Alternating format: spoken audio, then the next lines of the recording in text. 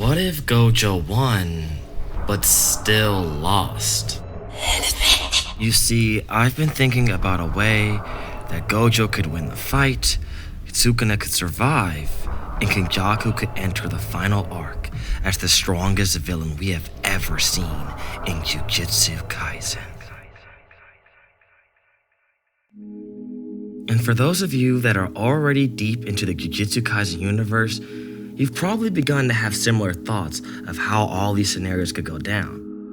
Jujutsu Kaisen is in a very interesting scenario because we have two characters who are clearly stronger and stand above the rest of the cast. Like, it seems the story would be unable to progress if these characters were to survive this encounter. You may be thinking, wait, you think Gojo can win? There's no way. How is he supposed to win and not end the series?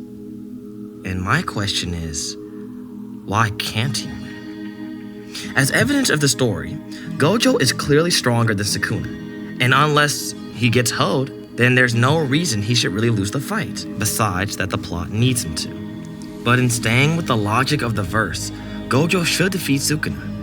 See, the reason this would benefit the plot is because Gojo may be able to free Megumi as a result of separating the two entities. Gojo can kill Sukuna, then revive Megumi with RTC, fulfilling his purpose in the story. And of course, this brings the problem of Gojo just ending the plot. But you see, I believe Gege planned for this. Of course there's no way he's gonna let Gojo just end the whole story. After defeating Sukuna, Gojo would have to be severely weakened. He's already draining energy now. So this provides the perfect moment for a ghost who's been lurking in the shadows. A creature who's been alive for nearly thousands of years. This is his chance to strike. Kenjaku can strike Gojo here and take over his body. Then before anyone can even react, Kenjaku can revive Sukuna immediately using the hidden finger that Gojo's kept.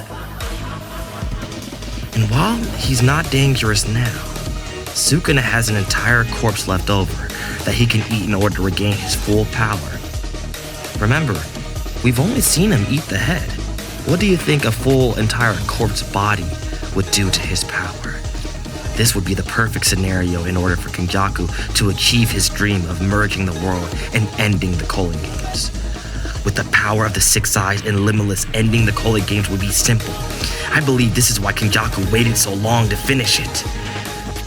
Moreover, for Gege, this would not only up the stakes to the 10th degree, but it would also solve Gojo's ability to end the plot, and it would allow Sukuna to live on in order to settle his debts. Now you may be thinking, if Kenjaku is in Gojo's body, what's stopping him from ending the plot? That would be the revival of Megumi. As we can clearly see, Maho is the perfect thing to deal with the Limitless. Plus, Maki has the inverted spear. Yuji's ability is still unknown. Hakuri's got the invincible domain, and other characters like Miwa may have something to contribute. It would take an Avengers level of effort in order to defeat these two monsters. Plus, we don't even know how the merged beast will play into things.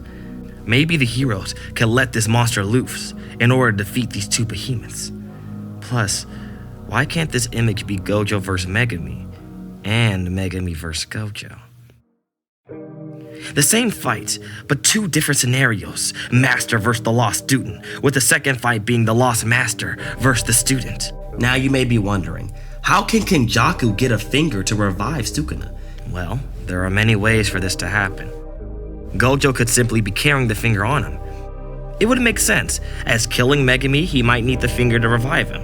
Or Kenny could just gain the knowledge after taking Gojo's body.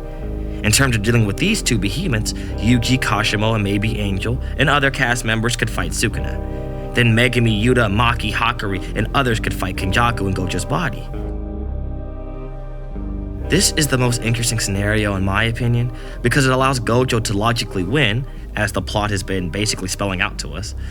Plus, it takes him out of the story, increases the stakes to an serious and crazy degree, and then allows the characters to finish out their arcs. No stones left unturned. However, there will be a sea of bodies left behind, because there's no way that these characters will just survive. Then if Gege really wants to leave us with an ending that we may never forget, he may leave Yuji as the sole survivor. The Yuji alone theory is one of my favorites because it takes his ideology of putting his life on the line for others and dying around loved ones and rips it completely away from him. However, I can discuss this path to Yuji remaining alone in a completely separate video. For now, I want to leave you with this unsettling thought that even if Kenjaku doesn't take Gojo's body, it's likely that he's going to take the corpse of somebody else. Because you see, that's the thing with parasites. They don't stop until they're full. And they never get full.